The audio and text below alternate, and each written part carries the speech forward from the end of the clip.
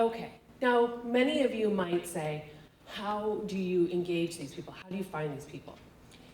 So again, we're really fortunate in Ottawa County that we have a very active philanthropic community, and our United Way has a lot of great connections to the companies. So every year they have a day of caring, and different companies will come out and they will do stewardship work or whatever, paint a building. We tend to be a favorite of them because one, we're outside and we're having a good time, but mostly we can handle big groups. So we can handle groups of 100, whereas the other companies can't necessarily, or organizations can't handle that. So United Way really does send a lot of organizations, and a lot of our organizations have an environmental ethic to them as well. And so this is kind of one of my recruitment. I'm always on these work days. This was Beacons, and was this GHSP? You can see their shirts, I can't. But they came out, and they, almost in one afternoon, between them and every high school student from Grand Haven comes out. Between those two groups, in a week and a half, they removed 800 linear feet of shoreline that had honeysuckle. So there was, you'll see it, if you can see behind them, all of that green, that's all honeysuckle that this mine company had planted to stabilize the shoreline. And so within a week and a half, these people had removed all of that. And it was thick. And in that whole 800 feet, we found 3 native plants. So it was pretty crazy how much work that they did.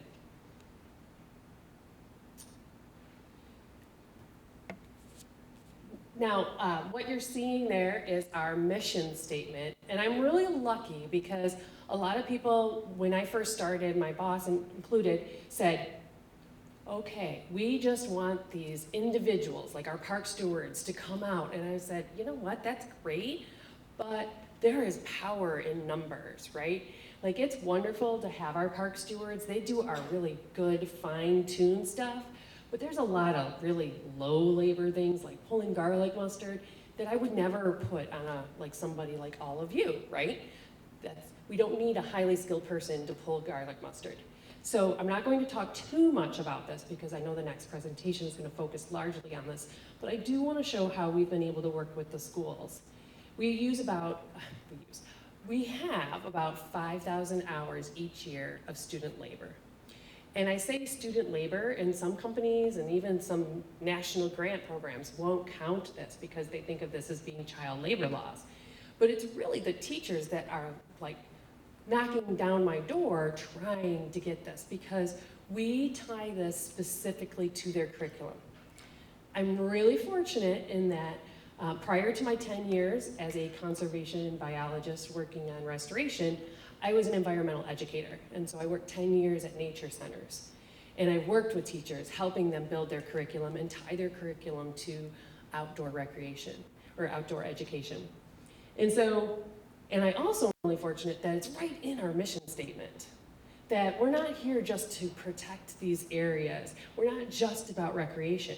We're about natural lands, and we're about education, right there in our mission statement. So I was able to say, hey, I'm getting students out and connecting them to our natural world by killing things.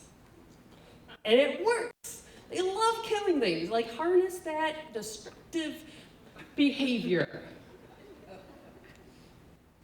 See, look at them, so happy they just killed something. And all of you that have children, you know what I'm talking about. So again, every year we're so fortunate. We have a junior day of caring. And every 6th grader from Grand Haven comes out, and they do this great thing where they pick up litter, and then they pull an invasive. We don't actually have enough garlic mustard anymore for all 550 kids. They've done such a great job, they've actually eradicated garlic mustard from several of our properties. I mean, that is our problem that we're having now, is we don't have enough invasives. Very strange problem to have. Haven't quite figured out how I'm going to wrap my brain around that one, but we actually are running out of places to put volunteers. Very strange problem. So we have them going out and they pick up litter and then they remove an invasive, either spotted knapweed or garlic mustard, and then they decide which one really is a greater threat to our ecosystems. And we leave that up to them. But then we also incorporate math, and we have them calculate how many garlic mustard plants they prevented by doing multiplication of how many plants they pulled. We have them estimate how many plants they pull, how many seeds each one of them would have produced, and then how many students there are. So they create, like they figure out like how many thousands, and now we're up to millions of plants that we've prevented over the course of the program. And the teachers love it because we're tying it into all their different curriculum. We talk about the impact of humans, like that garlic mustard and spotted knapweed were brought here by us, but also that we're the ones that are helping remove it. So the benefits and the negative part of humans within their environment, which is a curriculum item. But this is my favorite project. Okay, I will say, I'm not gonna tell you which, okay, I'm gonna tell you which school this is. They're very naughty kids, but they're 8th graders. So you gotta give them a little bit of, credit because they're 8th graders. This is Allendale Public. And the English teacher came to me one day and said, I wanna do something that benefits the parks. And guess what she asked to do? A litter pickup. And I was like, no, you're not doing a litter pickup, because she has the students research for an entire year about the parks and what they can do. And I said, well, if you really want to change and benefit the parks over a long time, we need to talk about invasive species and native ecosystems and restoration. And you just happen to be in the community that produces the most nursery plants pretty much in Michigan and in the United States. So I was a little evil. And I said, I want these students to understand the impact of our nurseries on our natural areas, on our parks.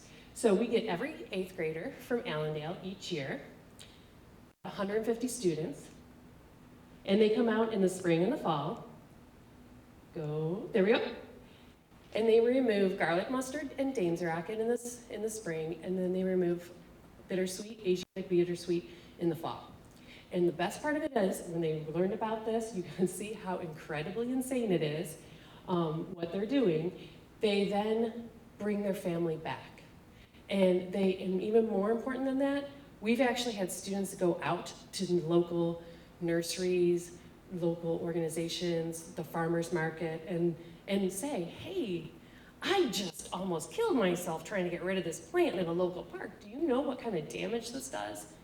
And it's amazing. We are building a community that has an awareness. And the one kid last year, he was like, my mom sells wreaths of this. And I was like, good, can you bring her back here and show her this place? And he's like, yes, Ma, I will. And so it's not me preaching to people, it's the kids actually physically feeling it and then going back and sharing that with their families and their community. That's the sustainable approach in my mind. And who doesn't want to swing from trees? I mean, I have to admit, they're like, can we have the kids do that? And the teacher's like, oh yeah, whatever, they might break a leg, who cares? I love teachers. But don't feel like you have to do this on your own. Again, sometimes it's this capacity, like, how am I gonna manage? Even our own nature center staff are like, how do you do 150 kids in a day? I'm like, oh no, we do 300 kids in a day. And they're like, what? Like, how do you do that? And it's not, and it's me, and I do have a small staff, I'm very fortunate, but I have wonderful volunteers. And again, our adopt-a-parks. These adopt-a-parks already have this ownership and this dedication to their properties. And so this is Yanfeng. They were originally JCI,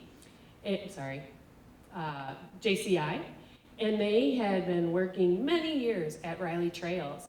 And when I said, I had this group of kids, and they want to pull garlic mustard, but I don't have enough staff, they're like, oh, we'll do it. And so they already knew where the garlic mustard patches were, and they loved working with the kids for the day, and we just sent them out. They helped with group management, they helped us get water and the candy, and they did all of it for us. It was great. And by the way, part of every teacher is to engage them in future professions, teaching them about what kind of jobs are out there. And so the companies love this because they are in the same way. They want to encouraging kids to take their field. This is my favorite group. Okay, they're my favorite group, obviously. But I love these kids. These kids are from Kellogg'sville, so they're outside of our county, and they actually write a grant.